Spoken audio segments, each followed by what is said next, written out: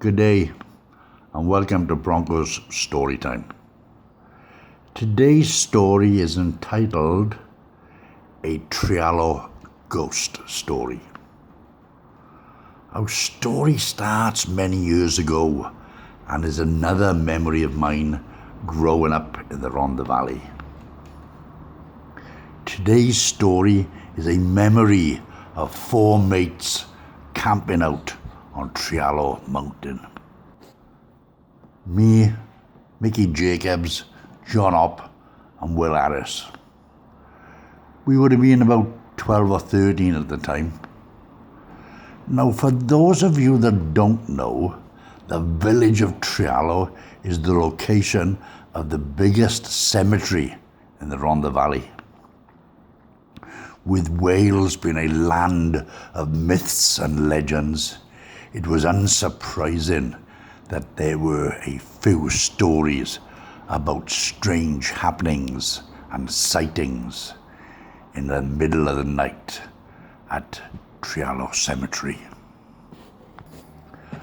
But the four Trealaw boys, being the age we were, dismissed the warnings of ghost stories as superstitious nonsense. We were camping out. We had picked our spots some days before. We would pitch our tent on the mountain just above the cemetery in a spot called the Seven Hills. We'd been up this part of the mountain many times before, but always in daylight. We had never been up there in the dark of night. It was Saturday afternoon when we pitched our tent. Must have been about 4 o'clock. We put the small tent up without too much problem and started a fire to cook our potatoes on. We would have been better off with sandwiches. Could you try baking a spud in a fire and it doesn't turn out too well. But we thought it was great. Now, Will Harris had never been camped out before in his life and seemed reluctant to join us on our overnight adventure when we planned it some days before. But after a bit of piss taking from me, Mickey and Oppie, he agreed to join us. So we were on Trealaw Mountain as the sun went down and darkness set in. We ate our spuds washed down by some soft drinks. Oppie had a Corona pop bottle of Sidona, I think it was called. But it might have been Strongbow. I had a bottle of Dandelion and Burdock. I can't remember what Mickey and Will had. It must have been about 11 o'clock when we went into the tent and got under our blankets. None of us had sleeping bags back then. We hadn't been in the tent 5 minutes when we heard a familiar noise.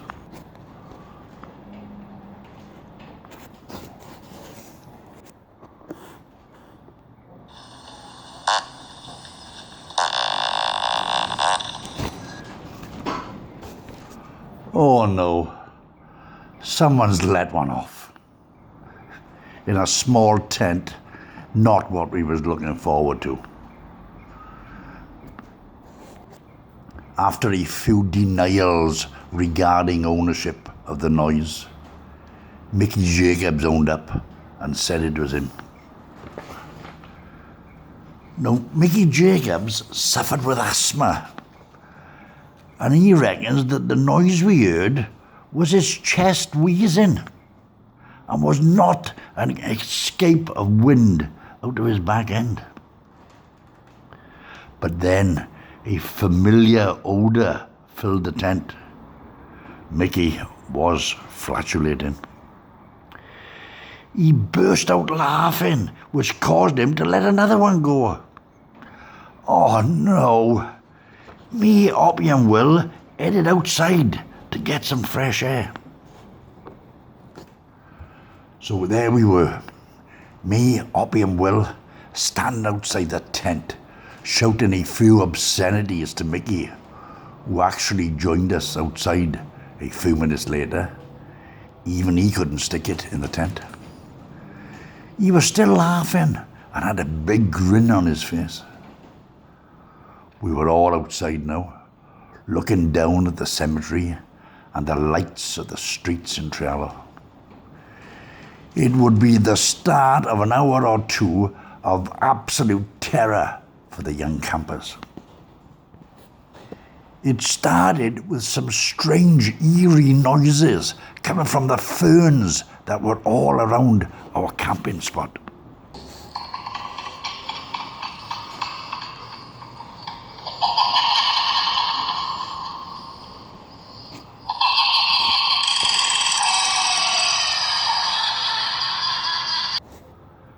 And then the ferns started moving, as if some supernatural force was at work.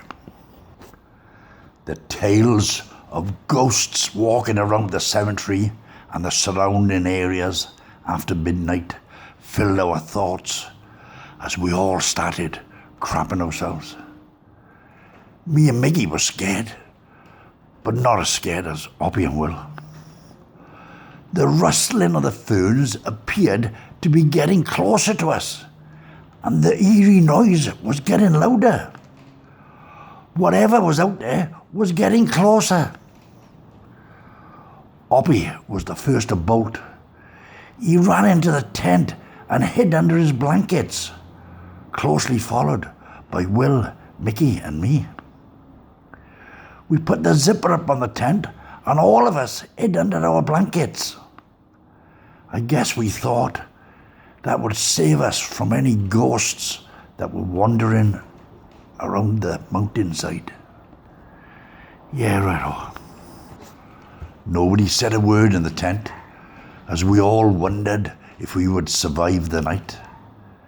There followed a few minutes of silence, which made us all think our terrifying ordeal was over. But no. Things were about to get a lot worse. The strange, eerie noise started again and was definitely getting closer. Then the guide ropes on the tent started pinging. The ghost was outside our tent.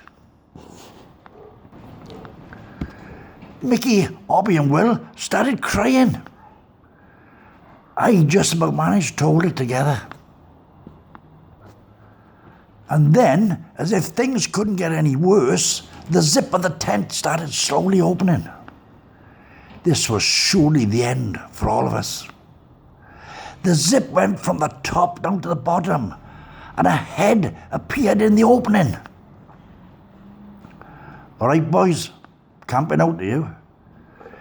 It was friggin' Colin Roach. Him and Leonard Jones, rest in peace, Leonard, had heard we were camping out and decided to scare us. And it worked. Roachy, you bastard. We crapped ourselves. We all had a good laugh about what had happened. And we all pretended we wasn't really scared. We never camped out on the mountain again. Because even though it might be superstitious nonsense, we didn't want to take a chance on being the stars of a Trealaw ghost story. Thanks for listening.